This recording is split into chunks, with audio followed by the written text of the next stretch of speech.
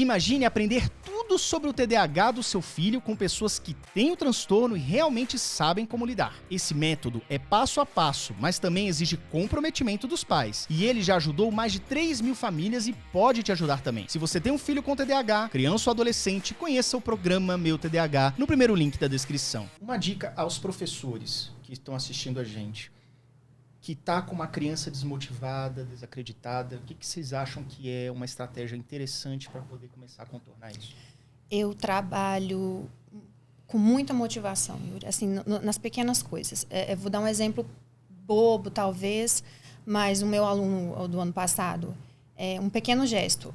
Vai lá e faz um favor para a professora. Apaga aquilo ali para mim no quadro. Aquilo ali trouxe ele para mim.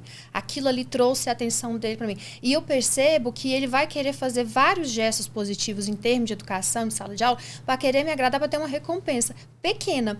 Eu não gosto de trabalhar com recompensas, às vezes, materiais. Vai ganhar um pirulito e tal. Eu gosto muito de trabalhar com entusiasmo da criança. As crianças, elas gostam muito de nos ajudar, de se fazer sentir importantes, né? De nos auxiliar. Então, isso para elas tem um fator muito, muito importante e agrega muito. Eu trabalho muito dessa forma. Por exemplo, com higiene. Alguns têm um pouco de dificuldade de perceber e tal. Meu aluno chega lá cheirosinho, eu super valorizo, coloco todo mundo, vamos bater até palma. Perfume? Meu Deus do céu, vamos bater até palma. É tão engraçado, porque ele chega assim, professora, olha como é que eu tô cheiroso. Todos os dias. É muito importante. Meu jeito de trabalhar, né? A afetividade ao extremo, motivação nesse sentido de entusiasmo. E é impressionante como eles têm, às vezes, essa dificuldade de... Assim, eles são muito... Qual é a fala? Impulsivos. Isso, em agir e falar. Exatamente. Quando a emoção também vem, é uma explosão, assim, é lindo de ver e a gente percebe que isso funciona bastante. Porque, assim, às vezes a gente tem assim, um menino que dá um pouquinho mais de trabalho, que ele fala demais, se intromete mais na conversa, a gente tem que estar intervindo demais, a gente fica até um pouco assim, né? A gente tem que exercitar bastante paciência e tentar trazer esse menino de alguma forma e a gente consegue controlar até isso. Às vezes até com o olhar, fulano... Aí, tá bom, só olhar. Uma coisa que você falou que me chamou a atenção é o seguinte, a conexão. O aluno que está conectado com o professor, com a professora, eu acho que isso é um diferencial gigante. Por exemplo, todos nós já fomos alunos e a gente tinha professores do coração e professor que você não queria nem olhar a cara. Qual é a probabilidade de você querer repetir um comportamento positivo no professor que você gosta? Porque você pensa assim, puxa vida, essa professora é tão legal comigo. Sim. Ela brinca comigo, não sei o quê. Poxa, eu vou prestar mais atenção, eu vou regular na conversa, não precisa calar a boca, né? Porque isso aqui é difícil. Diga. O seu microfone, ele tá aumentando e diminuindo. Tá? Então você pega aumenta aí. Tá ouvindo? Tá ouvindo? Agora chega na minha hora. É alguma coisa que você mexeu que a sua voz vai e volta, vai e volta. Tá, eu vou botar ele mais perto, então. Assim. As outras estão bem, né? Tá, então vou brigar com esse Yuri aqui.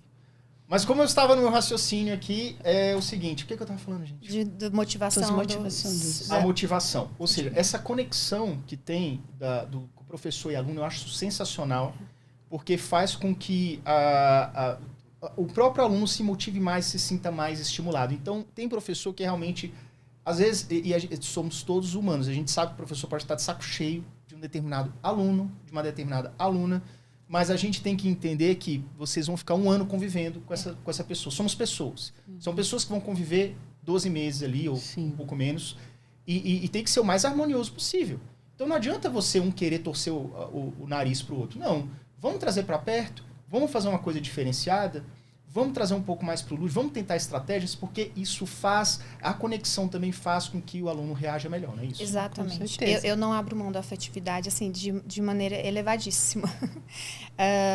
O ano passado até tivemos um probleminha, assim, quando foi pra gente se despedir da turma, teve um choro, um desespero em massa. Os pais vieram me procurar e com a fala dos meninos, daquela tristeza toda. Mas eu não abro mão, porque a gente consegue alcançar milagres, eu diria, Yuri.